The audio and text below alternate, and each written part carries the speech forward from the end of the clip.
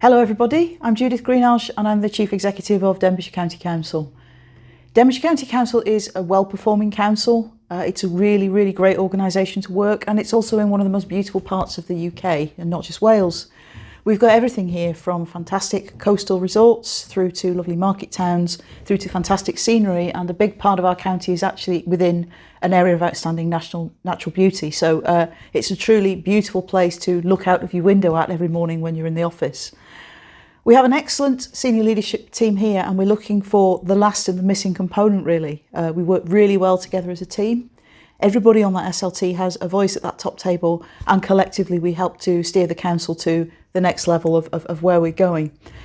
So this role will be obviously our Section 151 officer, our finance expert. We'll also look at our property portfolio, but we'll also provide expertise and input on how we use our finances creatively to work with the council to do better things for our communities, which is really why we're here.